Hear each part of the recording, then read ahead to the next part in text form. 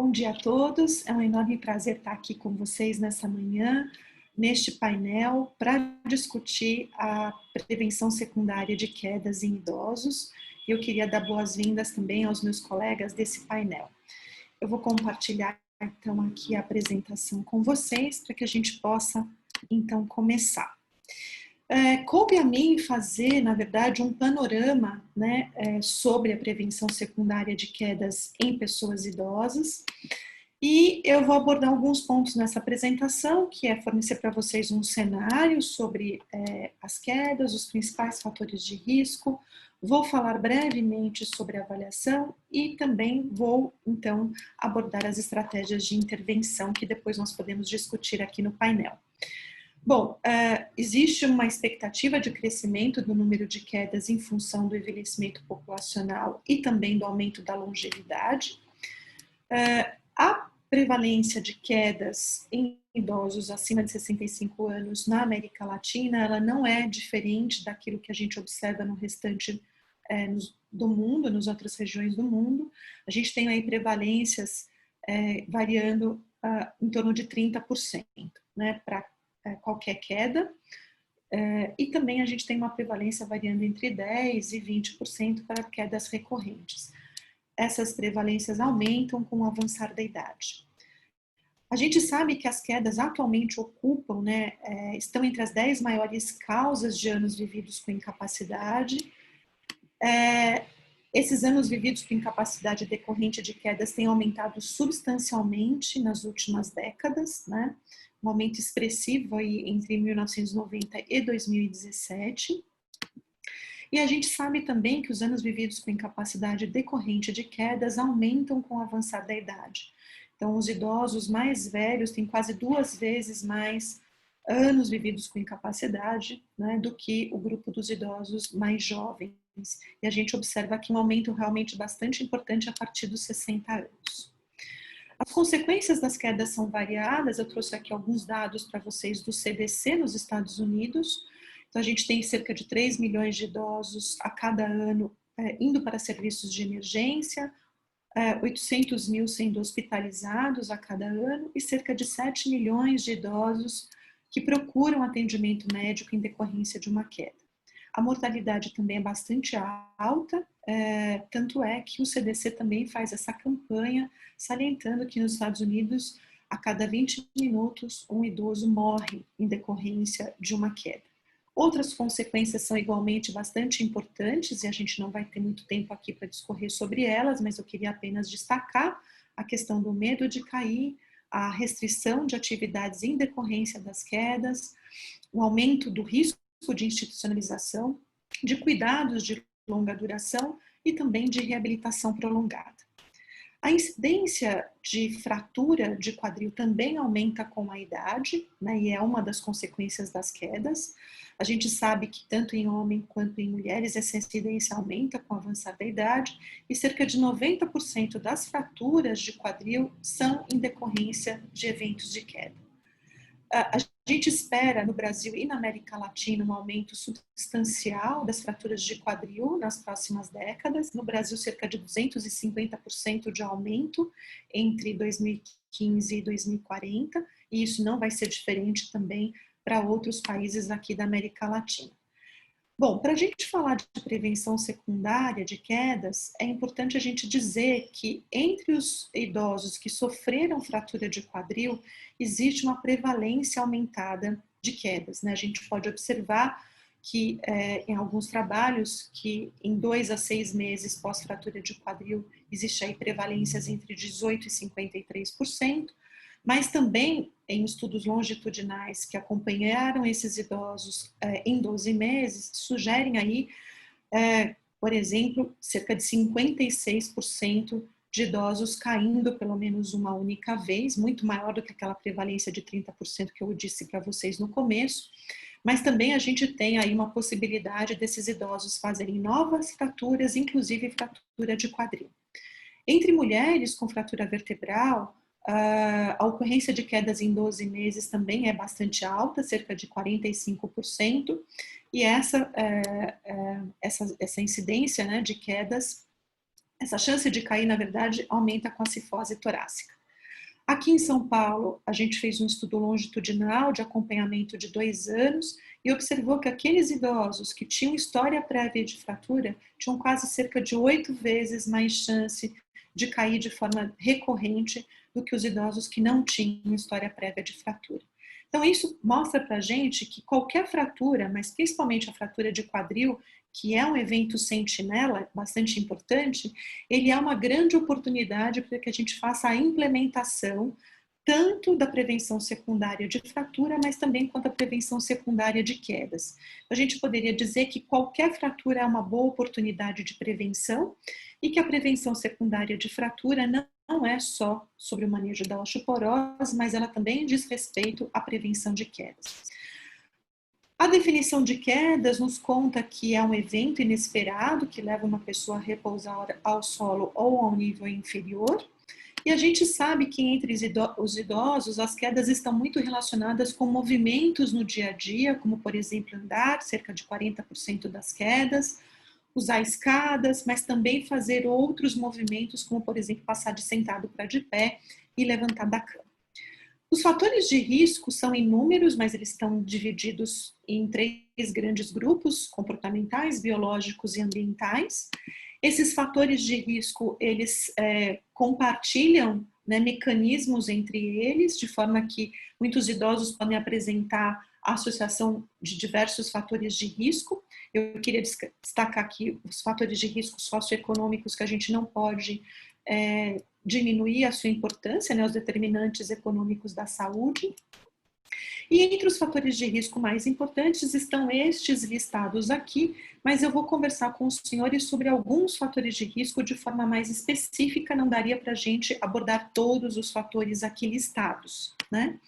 Eu quero dizer que a composição de alguns fatores de risco amplifica bastante, né, o risco de queda entre os idosos. Então, a combinação do declínio cognitivo, do medo de cair, da diminuição da sensibilidade tátil e proprioceptiva e principalmente dos transtornos de marcha, aumentam muito o risco de quedas nessa população. O transtorno de marcha, ele tem sido reconhecido como um precursor de demência, de declínio cognitivo leve, mas também de quedas. Então, essa reserva cognitivo-motora, né, ela é muito importante para que as pessoas possam lidar com desafios no seu cotidiano. Então, a gente sabe que a função executiva está muito relacionada com a tomada de decisão, com a flexibilidade mental, com a atenção e principalmente com a capacidade de mudar o seu comportamento motor em função de contingências dadas por fatores externos, né? Então, a gente sabe que a função executiva ela é uma grande bastante importante na determinação e na predição de quedas futuras. Então, vários trabalhos têm mostrado que aqueles idosos que têm pior função executiva experimentam quedas únicas primeiro, mas também quedas recorrentes. Então, avaliar essa função executiva passa a ser alguma coisa bastante importante enquanto fator de risco. E os medicamentos, antes acreditando que existe uma causa direta entre medicamentos e as quedas, como, por exemplo, a gente pode destacar aqui a sonolência, que muitos remédios para dor podem causar, né, e estariam, na verdade, diretamente relacionadas ao evento de queda, mas alguns trabalhos têm mostrando, na verdade, que existe uma triangulação entre polifarmácia, transtornos da marcha e quedas, né? De forma que esse trabalho, por exemplo, recentemente publicado, mostra que a cada medicamento a mais adicionado, isso aumenta em 12% o risco de declínio da marcha ao longo do tempo, que é o que esse gráfico aqui nos mostra, e isso aumentaria, né, também em 5% a incidência de quedas. Então, aí mostrando que a questão da polifarmácia está bastante relacionado com o transtorno da marcha também. Não poderia deixar de destacar aqui a questão da sarcopenia e das quedas, independente da forma como esse idoso é avaliado em termos da sarcopenia, é importante avaliá-la, né? Esse trabalho mostra que apenas 2 instrumentos ou formas de avaliar a sarcopenia estiveram relacionadas com maior incidência de quedas, que é o critério de Baumgarten e o de Khrushchev-Gentov, né, que foram os mais relacionados. Um está relacionado mais à questão da massa muscular apendicular e o outro mais com a massa muscular e diminuição do desempenho físico. Qualquer que seja um ou outro, existe uma relação com a incidência de quedas, mas os autores deste trabalho, eles apontam que, como Baumgarten conseguiu identificar a sarcopenia em 11% da população, seria aí uma forma de você não perder a oportunidade de tratamento mais precoce da sarcopenia e, portanto, evitar a incidência de quedas. A gente sabe que a sarcopenia está muito relacionada com a fragilidade física, com a fragilidade global.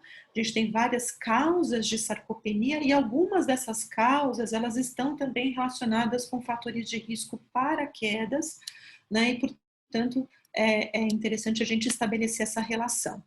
No estudo do Lloyd, que acompanhou uma coorte por 12 meses de pacientes que já tinham sofrido uma fratura de quadril, a gente observa aqui que para quedas recorrentes a gente tem alguns fatores que foram importantes, né? Por exemplo, insuficiência cardíaca, o aumento do uso de medicamentos e a maior número de comorbidades, a baixa força de preensão manual e a os baixos níveis de vitamina D, né? Existe também uma relação entre equilíbrio, exposição em termos de me movimentar mais, ser mais ativo e a incidência de quedas, que eu acho que é interessante a gente destacar. Então, esse trabalho mostra que aqueles idosos que tiveram dias mais ativos, mas também têm maior comprometimento de equilíbrio, são esses que têm um risco maior de vir a sofrer uma queda no futuro. Bom, a avaliação e estratificação das quedas, a gente sabe já há bastante tempo que existe um efeito cumulativo, né? Quanto maior o número de fatores de risco, maior o risco de cair, mas também hoje a gente já entende que além do fator cumulativo, existe aí uma questão da complexidade desses fatores. Portanto, um fator de risco como, por exemplo, o uso de uma bengala, ele pode advir da combinação de vários fatores outros de risco, como a questão do transtorno da marcha, do equilíbrio, mas também questões visuais, o próprio declínio cognitivo e até a prescrição incorreta, né, dessa bengala. A avaliação ela pode acontecer em diferentes locais, né, mas a gente está falando desta avaliação que é feita na comunidade, né, na atenção comunitária, primária. E existem inúmeros instrumentos que podem ser compostos e combinados para avaliação e estratificação do risco de cair e também para guiar, né, a possibilidade da realização de alguns exercícios mais específicos. O CDC nos Estados Unidos propõe uma escala muito simples com perguntas, são 12 perguntas que, se positivas, né, são sendo somadas, e se você tem 4 ou mais pontos nessa escala, você tem um maior risco de cair. A gente tem outros instrumentos, como o Clinical Falls Risk Assessment, que são compostos por 8 itens, e destes 8 itens, à medida que os 8 itens vão sendo somados, a gente tem um maior risco de cair, né? E esse instrumento é composto por alguns testes físicos funcionais. A gente também tem o Physiological Profile Assessment, que é uma bateria de testes para medir o risco fisiológico de quedas, que também pode ser usada.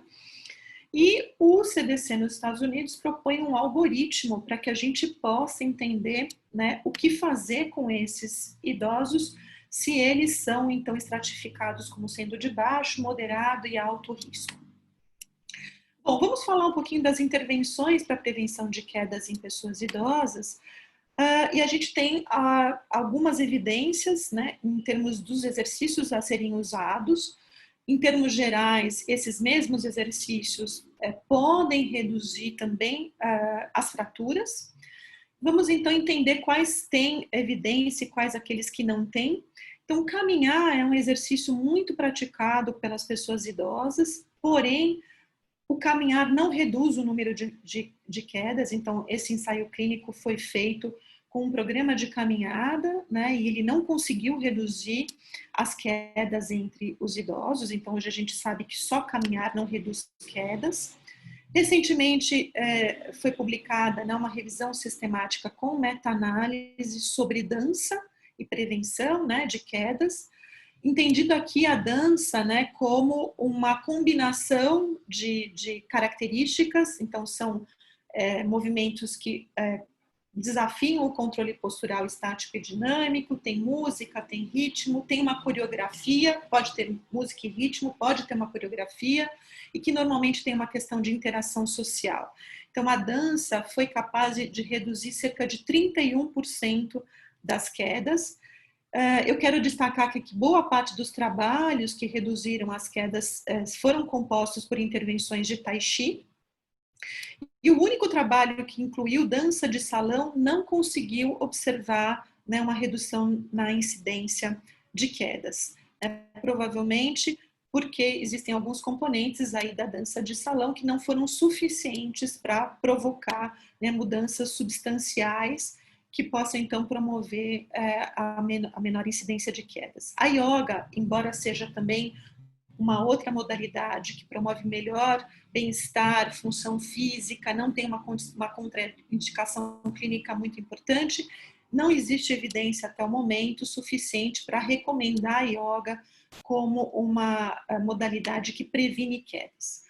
Mas a gente tem muito dado de evidência a respeito de exercícios estruturados para prevenção de quedas, né? Então, de uma forma geral, esses exercícios estruturados, que são compostos por exercícios específicos de treino de equilíbrio, treino de marcha e até exercícios resistidos para ganho de força muscular, conseguem diminuir em até 23% a ocorrência de quedas, né, quando esses exercícios são combinados com exercícios de equilíbrio e exercícios funcionais, existe uma redução ainda maior, de 24%, e uma evidência de alta qualidade. E quando a gente pensa em exercícios multimodais, que são a combinação de exercícios de equilíbrio, exercícios funcionais e de fortalecimento, existe uma redução ainda maior, cerca de 34%, mas de uma qualidade de evidência ainda moderada. De qualquer forma, a Organização Mundial de Saúde, através do framework para tratamento integrado de pessoas idosas, para que a gente reduza, né, a perda de capacidade intrínseca dos idosos, recomenda exercícios multimodais, e é interessante vocês entrarem nesse site do Vivi Frail, né, que é uma força-tarefa europeia que propõe exercícios progressivos, exercícios multimodais progressivos, de acordo com a capacidade de cada idoso, e que tem, então, essa possibilidade de redução de até 34% do risco de cair. Bom, da incidência, desculpe, de quedas. Os exercícios de equilíbrio, eles são exercícios que têm vários domínios, né? E quando eles são feitos de moderada a alta intensidade, ou seja, progressivamente mais desafiadores, o impacto na redução das quedas é maior, e se eles são feitos com uma frequência de até 3 vezes por semana, também o impacto é ainda maior. É importante a gente dizer que esses domínios de trabalho do equilíbrio, eles são importantes na hora de compor os exercícios que serão realizados. Né? Nós fizemos uma revisão sistemática que está para ser publicada agora, com estudos após fratura de quadril, e identificamos que nesses estudos que incluíam exercícios como forma de reabilitação, existem realmente algumas falhas nesses domínios, né? Então, por exemplo, a gente não tem muitos estudos trabalhando questões perceptuais do equilíbrio, questões que envolvem dupla tarefa, as estratégias reativas e também mecanismos antecipatórios. Talvez seja por isso que muitos idosos também permanecem com um alto risco de cair, cerca de 44%, quase 45%, depois de uma fratura de quadril. Então, é importante a gente pensar que pode ser que esses domínios não estejam sendo contemplados nos programas de exercício para idosos. Aqui no Brasil, a gente está desenvolvendo um ensaio clínico, que é o Prev-Quedas, que compõe uma série de exercícios em grupo, exercícios que envolvem mecanismos antecipatórios, exercícios com questões perceptuais, nós estamos avaliando ainda os resultados desse ensaio clínico, que eu não tenho ainda como trazer os resultados para vocês. E por fim, eu queria chamar a atenção aqui que existe uma dúvida ainda na literatura, se você dizer para este idoso, né, que ele aumente o seu nível de atividade física de qualquer forma, tanto a partir de exercícios físicos estruturados, como também se manter mais ativo no seu cotidiano, né?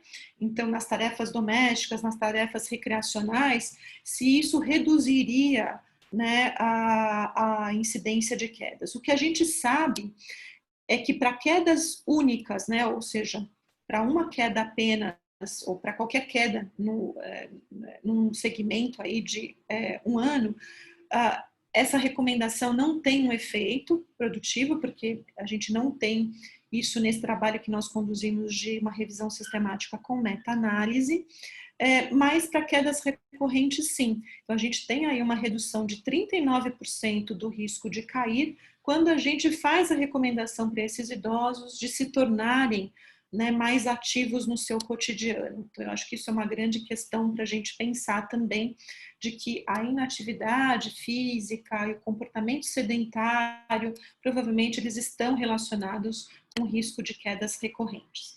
Claro que nós temos outras intervenções também, que eu não teria tempo de falar aqui para vocês, mas acho que nesse painel a gente vai ter condição de discutir, que são intervenções psicológicas, educativas, de adaptação da casa, de manejo de medicamentos, de tratamento e de cuidados com os pés, por exemplo, né?